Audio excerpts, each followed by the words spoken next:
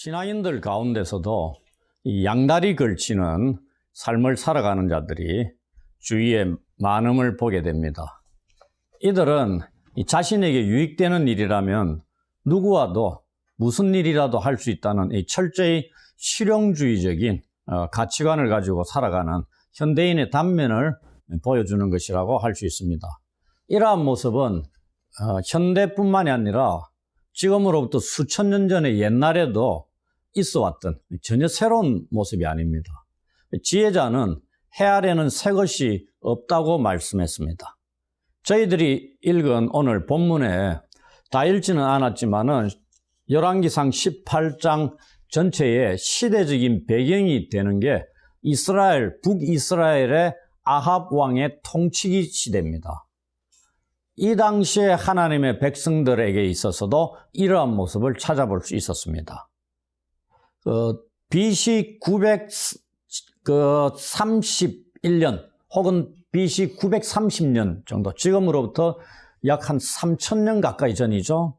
이때 이스라엘이 솔로몬 이후에 왕국이 남북으로 나누어졌습니다. 그리고 지금 아합 왕까지 어느 정도 시간이 흘렀냐면 58년 정도의 세월이 흘렀다고 기록이 되어 있습니다.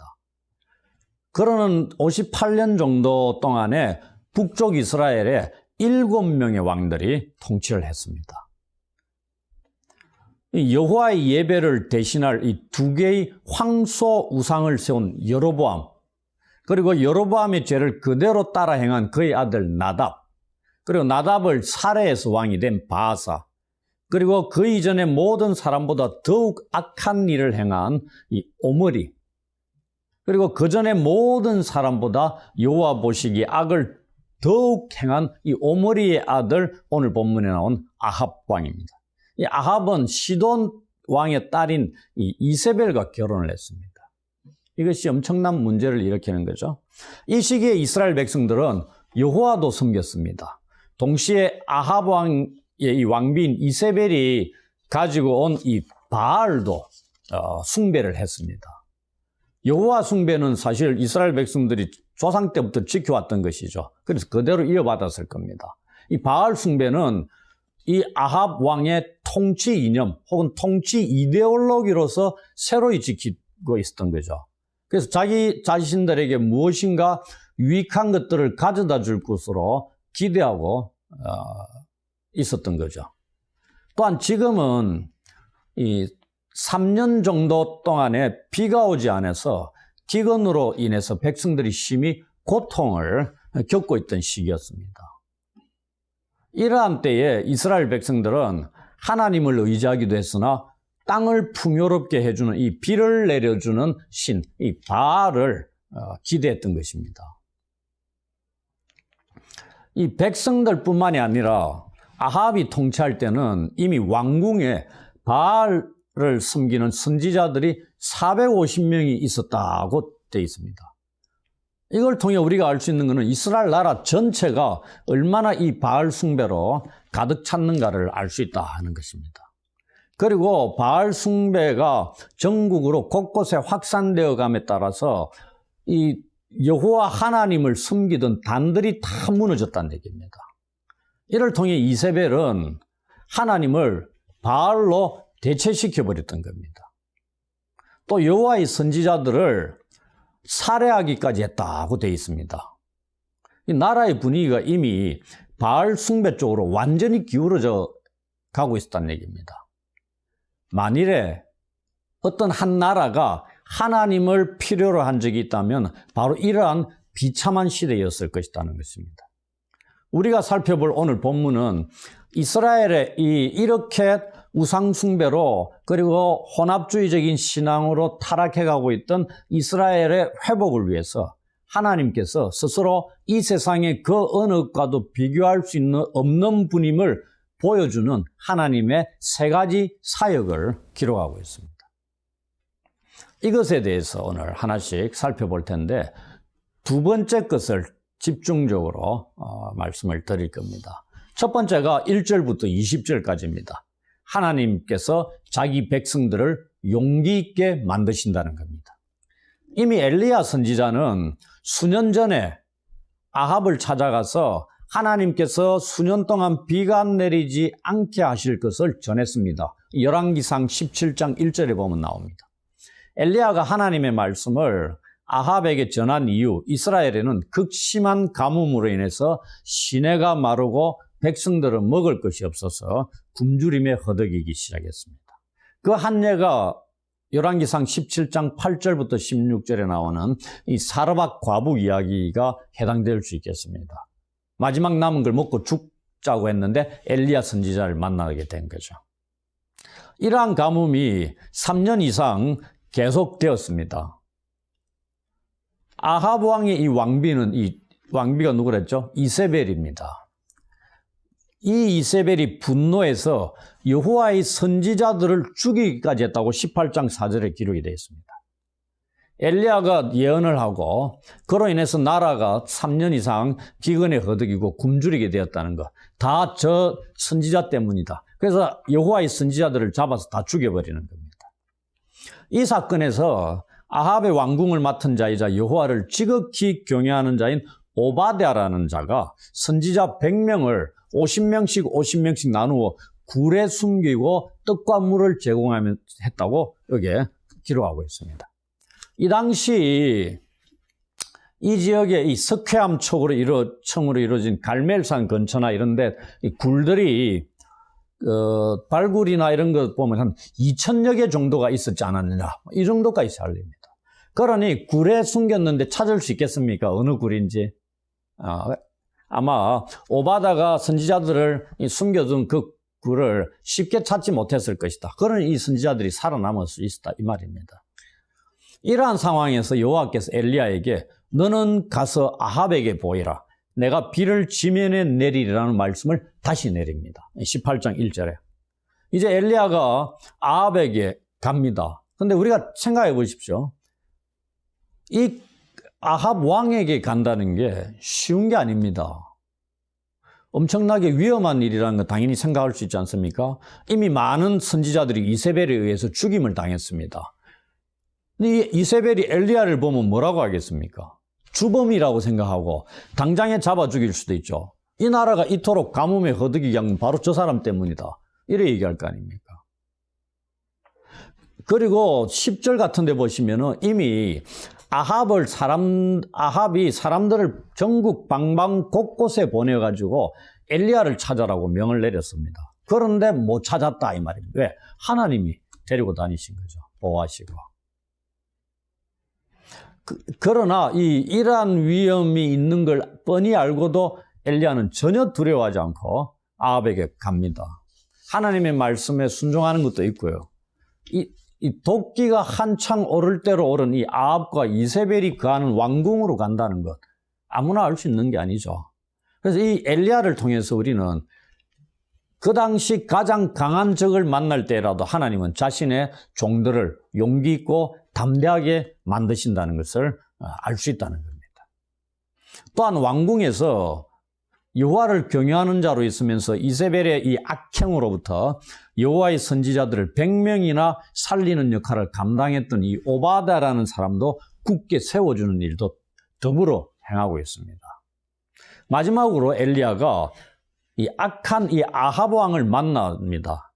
그리고 그의 죄를 깨닫게 하는 일에 있어서도 엘리야는 용감했습니다. 아합 왕은 이스라엘이 지금까지 고통을 당한 것은 엘리야 선지자 때문이라고 말을 합니다. 그런데 엘리야는 그 원인이 아합이 여호와의 명령을 버리고 바알을 따랐기 때문이라고 오히려 지적을 하고 꾸짖습니다. 아합과 이세벨이 섬긴 이 우상들은 비와 이슬, 천둥의 신들이었습니다. 생각을 한번 해보십시오. 기근일 때 비와 이슬, 천둥의 신들한테 도움을 요청하면 어떻게 되겠습니까? 비가 내려와야 되죠. 그런데 하나님께서 수년 동안 비도 이슬도 내리지 않겠다고 말씀하시자 3년 이상이나 비가 내리지 않았다고 되어 있잖아요. 이 말씀이 뭘 의미합니까? 아합과 이세벨이 섬기는 이 우상들은 아무런 힘을 발휘하지 못했다는 것을 보여주는 거죠. 우상이기 때문에 그런 겁니다. 헛된 것이라는 얘기입니다. 이어서 엘리야가 아합에게 한 가지 제안을 19절에 합니다. 온 이스라엘과 바알의 선지자 450명과 아세라의 선지자 이 400명을 갈멜산으로 모이게 하라는 겁니다. 우리가 갈멜산 가봤잖아요. 그 중턱에서 식사도 하고. 이제 우리는 갈멜산에서 이 사건을 통해서 하나님이 어떠한 분인가를 보여주시는 두 번째 사역을 보게 됩니다. 그게 21절부터 40절까지 나옵니다. 여기에서 하나님께서는 하나님 되심을 보여주기 위해서 하나님의 능력을 행하신다고 되어 있습니다. 이 엘리야, 여호와는 나의 하나님이다는 이러한 이름을 뜻을 가진답니다. 성경에 엘리야 선지자가 선지자들 중에 대표적인 선지자임에도 불구하고 엘리야 선지자에 대한 정보는 우리에게 알려진 게 거의 없습니다. 거의 없습니다. 놀라울 정도로 거의 없습니다. 우리가 오늘날 같으면 이렇게 유명한 선지자라고 하면 전 세계를 다니면서 환영을 받고 초청을 받고 뭐 이렇게 할 수 있는데 우리가 알고 있는 참 선지자들은 그런 분들이 아니다는 얘기입니다. 엘리야가 이 아합 왕에게 한 제안은 왕궁에서 섬기는 이 바알과 자신이 섬기는 여호와 중에 누가 참신인가를 갈멜산에서 가리자는 것이었습니다. 이것을 통해 엘리야는 여호와께서 참 하나님 되심을 이스라엘 백성들로 하여금 깨닫게 해서 그들 가운데 있는 바알 숭배를 뿌리고 뽑고자 하는 그러한 의도를 가지고 있었다고 생각할 수 있습니다. 엘리야는 인간의 모든 외적인 과시적인 요소들을 능가하는 하나님의 비전을 소유하고 있었던 자입니다. 이것은 엘리야가 소유하고 있었던 이 비전은 우리가 다시 한번 하나님의 부엉케 하시는 능력을 경험하기를 원하는 자들이라면 다시 붙잡아야 할 비전입니다. 그렇습니다. 지금 우리 시대가 엘리야 선지자가 활동할 당시와 비슷하게 하나님을 하나님 되게 해야 할 무르익은 때이기 때문입니다. 그런데 여기서 한 가지 설명하고 넘어가야 할 것이 있습니다. 왜 하필이면 엘리야 선지자가 갈멜산에서 만나자고 했을까요? 당시 갈멜산은 이세벨이 가지고 온 이 두로인이 섬겼던 바알 숭배의 중심지였습니다. 이 바알은 계절과 흙의 신입니다. 그리고 자연의 끊임없는 순환의 신입니다. 늘 반복되기 때문에 더 이상 어디로 갈 곳이 없는 신입니다. 돌고 도는 신일 뿐입니다. 자신의 쳇바퀴를 맴도는 신이라는 말씀입니다. 이 바알은 봄, 여름, 가을, 겨울의 신입니다. 출생과 죽음, 출생과 출생의 신입니다. 이러한 신이죠. 그리고 폭풍과 좋은 수확의 신입니다. 우리가 말하는 총칭적으로 바알이 아니고요. 이 두로의 지역신으로서의 바알신입니다. 왜? 이세벨이 가지고 왔잖아요. 이 다윗이 이 지역에 여호와 숭배를 소개하려고 시도까지 했었습니다. 실패했습니다. 그 정도로 이 지역에 얼마나 바알 숭배가 뿌리 깊은가를 알 수 있다는 얘기입니다. 이 엘리야 선지자가 이 바알 숭배의 이 본거지에서 바알 선지자와의 결투를 신청한 것입니다. 혈혈단신으로 그것도 놀라운 용기와 대담함이죠. 이것은 이세벨에 대한 정면 도전으로 받아들여졌을 겁니다. 이세벨과 아합이 어떻게 생각했겠습니까? 우리는 850명이야. 저 사람은 혼자야. 아주 우습게 생각했을 수도 있습니다. 당연히 수락했겠죠. 적진의 심장부에서 자신이 섬기는 여호와께서 참 하나님이시라는 사실을 입증해 보이고자 했던 겁니다. 엘리야가 이 제안을 했던 게 뭘 믿고 했겠어요? 하나님을 믿고 하는 거죠. 하나님이 참 신이고 바알은 거짓 신이고 우상이라는 걸 명확하게 알고 있었던 겁니다. 그러니 1대 400이든 1대 4000이든 관계가 없다는 얘기죠. 이 당시 엘리야가 얼마나 담대했는가를 또한 보여주는 겁니다. 이 엘리야 선지자의 제안을 들은 아합 왕은 즉시 나라 전체에 흩어져 있던 바알 선지자들을 갈멜산으로 전부 다 모이라고 명령을 내립니다. 왕의 명령이 다 모였겠죠.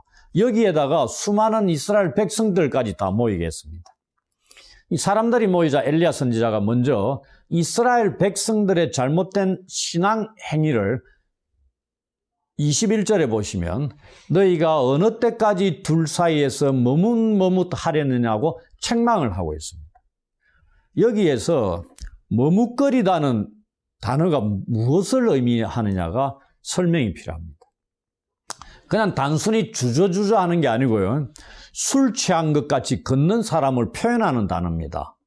그리고 변덕스럽고 지속적이지 못해서 믿음이 있어서 혼합주의적인 사람을 가리킬 때 쓰이는 용어입니다. 그 믿음이 어떻다? 혼합주의적인 신앙을 가진 그러한 사람을 가리킬 때 쓰는 이 용어다는 얘기입니다. 더구나 그러한 사람들은 동시에 두 마음을 가지고 있는 겁니다. 그리고 두 가지 반대되는 의견, 좌냐 우냐 뭐 이런, 그다음 두 정당에 온전한 충성을 유지하고 싶어하는 두 마음을 가져서 경계선에 서 있는 사람들입니다. 왜냐하면 경계선에 서 있어야 이동하기가 쉽죠. 깊숙이 한 곳에 들어가 있으면 이동하기가 어렵습니다. 그러나 이 경계선에 서 있는 사람들을 가리킵니다. 이게 머뭇머뭇거린다는 이 용어에서 설명하고 있는 내용들입니다. 하나님은 두 마음을 품은 자들을 미워하십니다. 이스라엘 백성들은 여호와도 섬겼고 바알도 섬겼다는 겁니다. 누가 참 신인가를 알지 못했다는 거죠. 어느 누구도 버리지 못했다는 겁니다. 그들의 이러한 행위 이면에는 혹시 바알을 버렸다가 그로부터 얻게 될 유익들을 얻지 못하면 어찌할까 하는 염려도 있었을 겁니다. 그다음 왕의 통치 이데올로기니까 함부로 버릴 수도 없었을 수도 있죠. 이것이 전형적인 양다리 신앙 형태라고 할 수 있습니다. 그래서 엘리야 선지자는 갈멜산에서 여호와와 바알 중에 과연 누가 참 하나님인가를 백성들에게 보여주고자 했던 겁니다.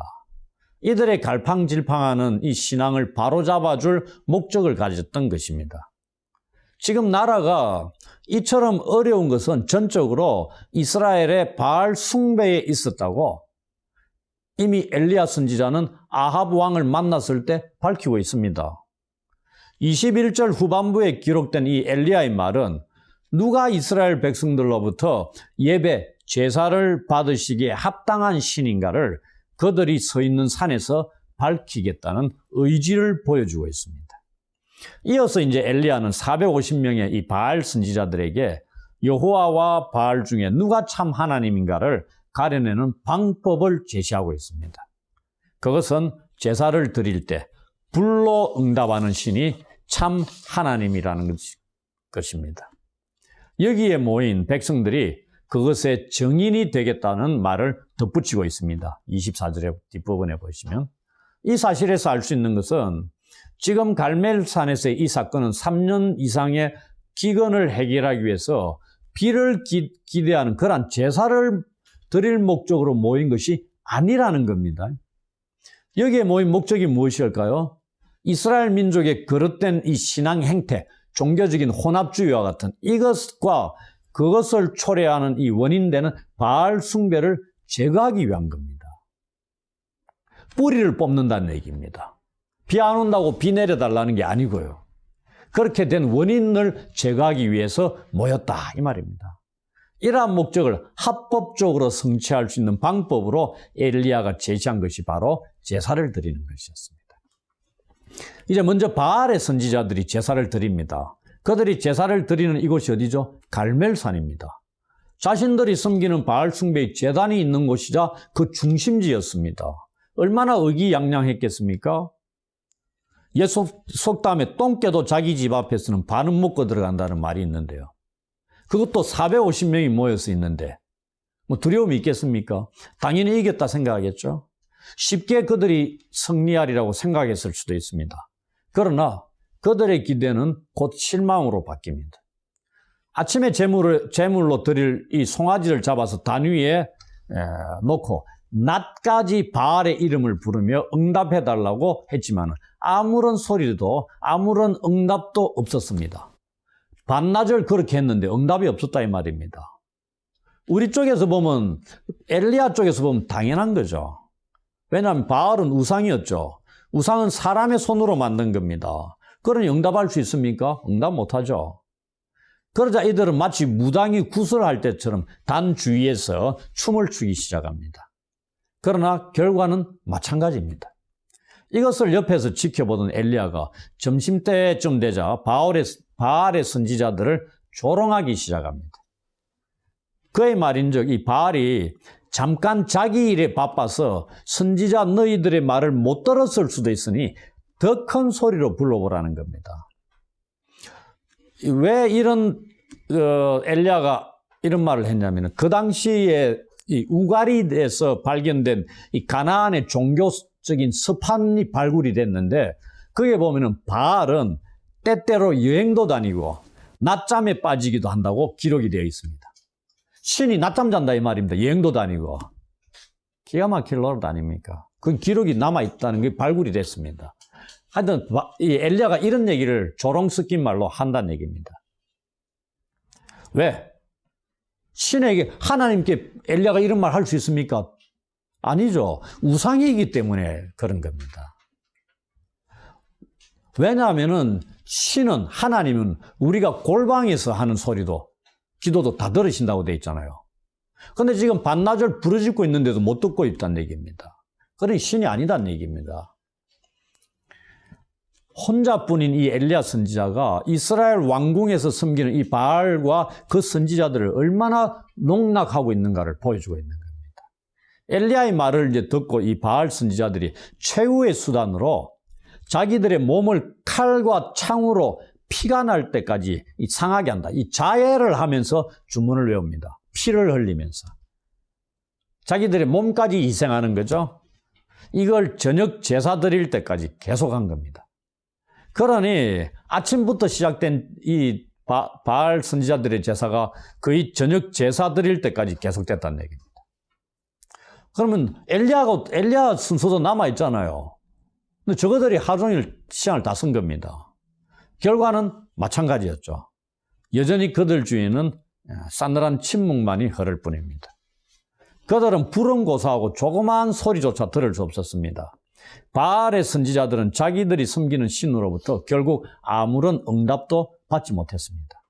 이것은 바알의 선지자들이 섬기는 바알이라는 이 신은 이스라엘 백성들로부터 예배를 받을 만한 참 하나님이 아니라는 것을 입증해 주고 있습니다.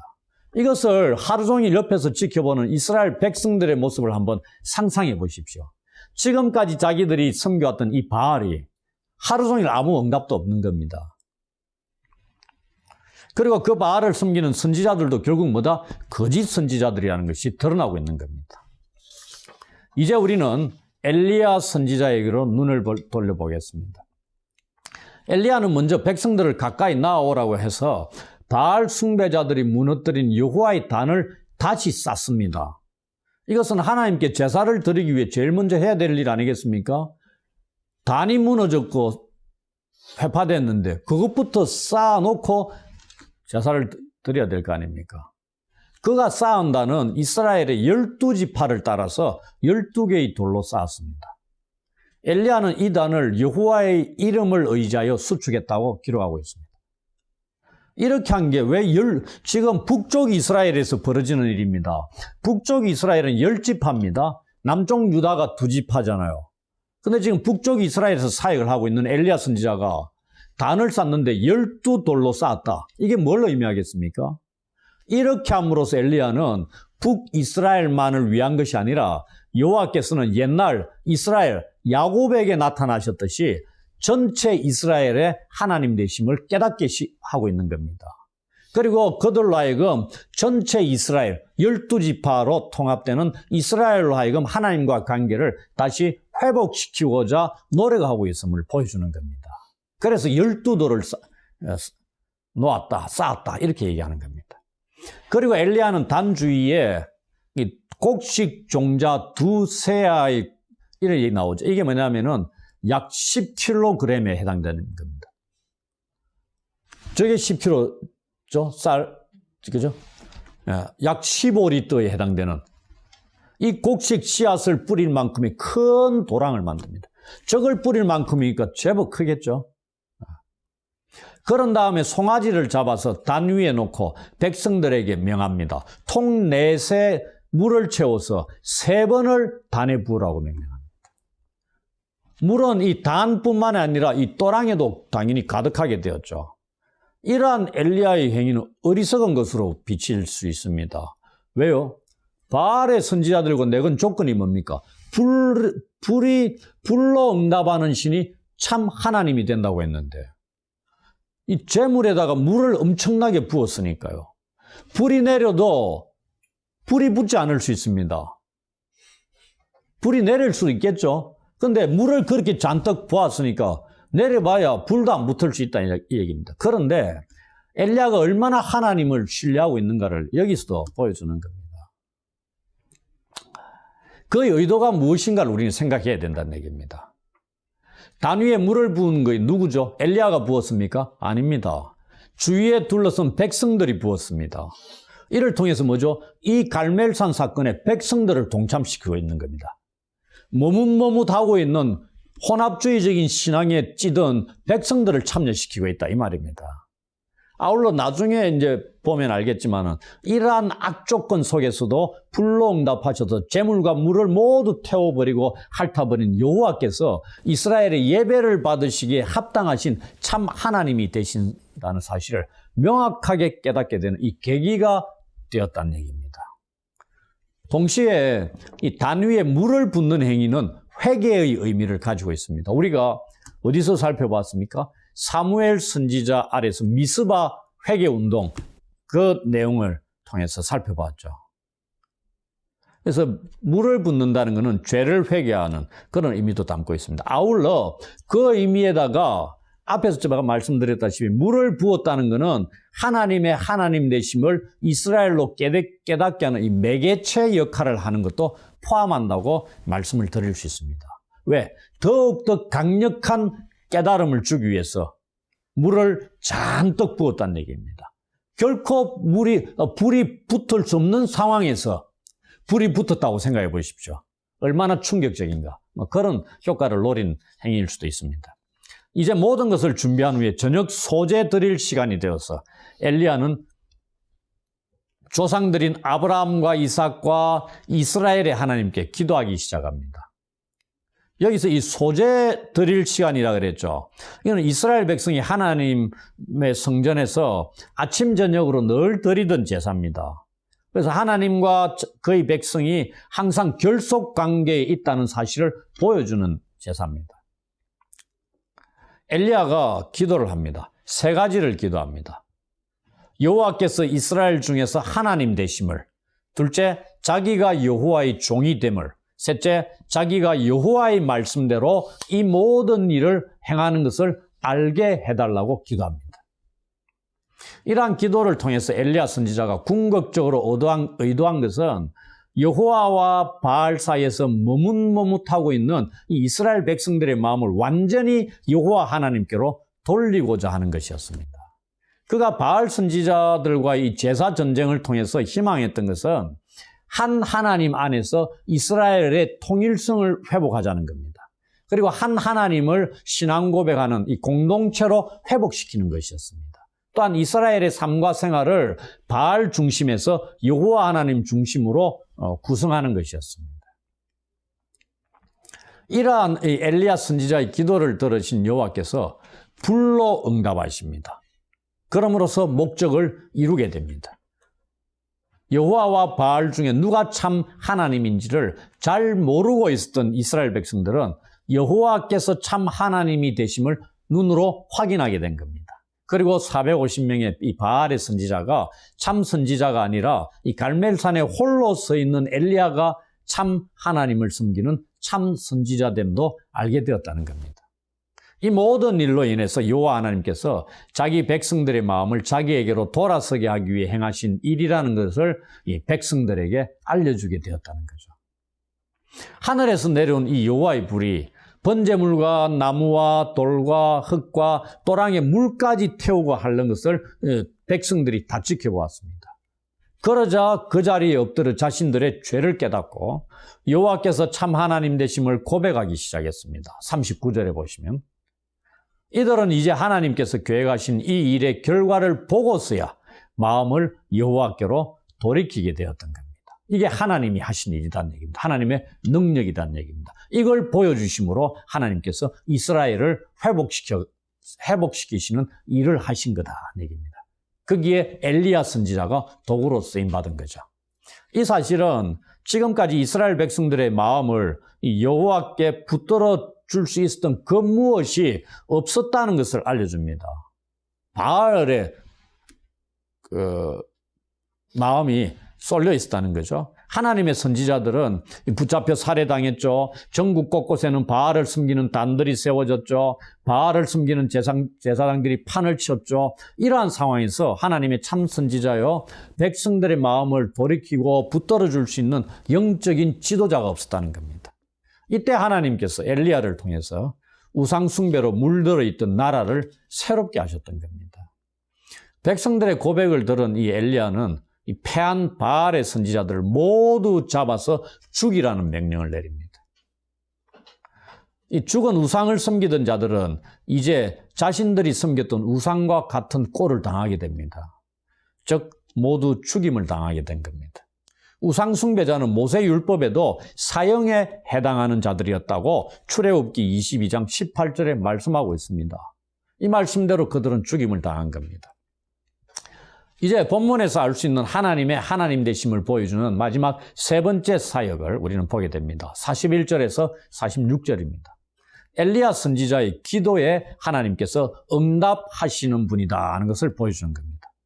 갈멜산에서 이 바알과 아세라를 섬기는 이 제사장들과의 제사 전쟁에서 승리한 엘리야는 아합에게 비가 내릴 것을 알립니다.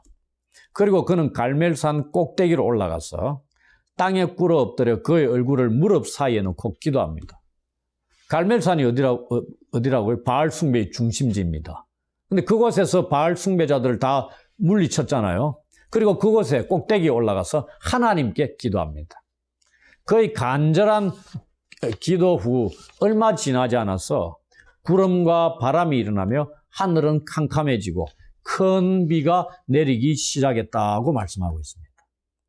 우리는 이것을 통해 엘리야는 기도의 사람이었다는 것도 알 수 있습니다. 야고보서 5장 17절, 18절의 말씀에 그렇게 언급하고 있습니다.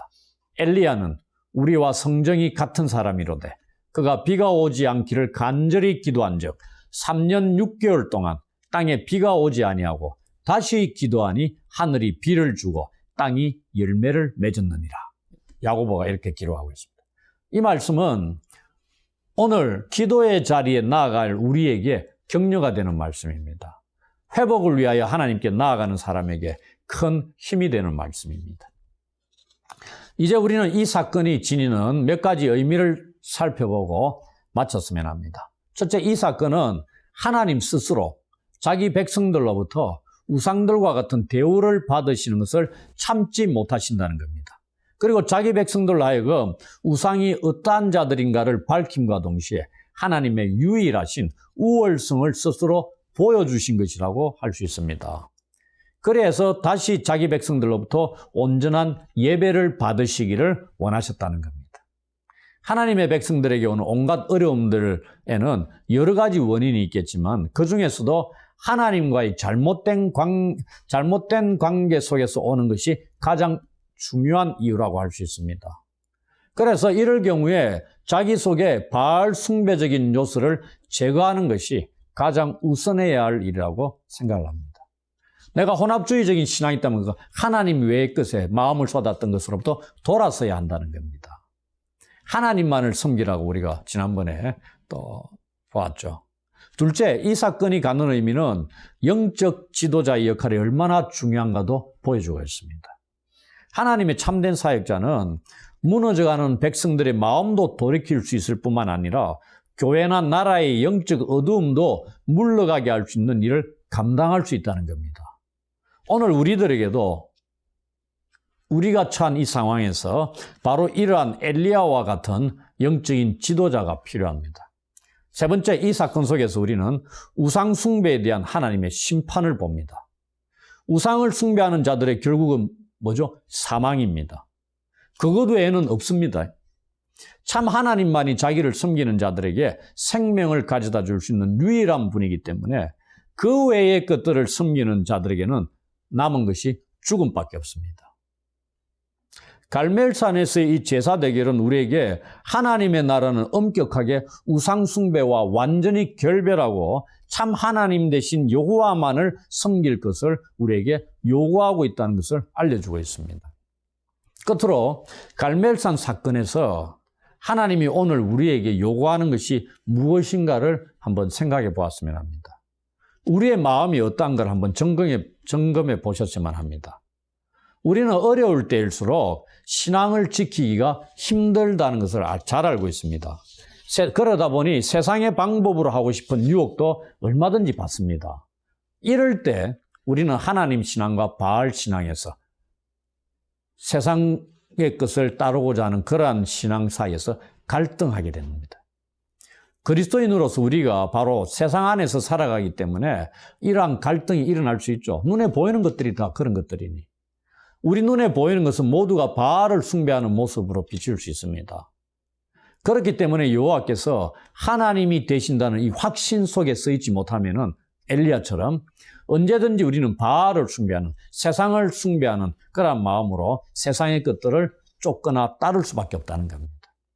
이런 의미에서 하나님이 어떠한 분인가를 바르게 아는 것은 바알 숭배가 판을 치는 세상에서 우리의 믿음을 지켜주는 힘이 될 것입니다.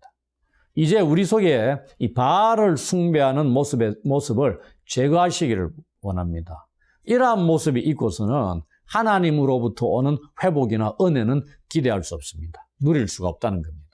그리고 우리 안에 무너진 여호와의 단을 다시 고쳐 세우는 일을 먼저 해야 됩니다. 우리의 깨어진 마음이 바르게 되어 여호와 하나님께로 돌아설 때만이 삶 속에서 살아계신 하나님의 응답을 얻으면서 생활할 수 있을 겁니다. 어려운 때일수록 더욱 마음을 굳게 먹고 하나님만을 의지하면서 세상에 하나님의 참 하나님 되심과 우리가 참 하나님의 종과 자녀됨을 증거하면서 살아가는 성도들이 되시기를 주의 이름으로 축원합니다. 아멘.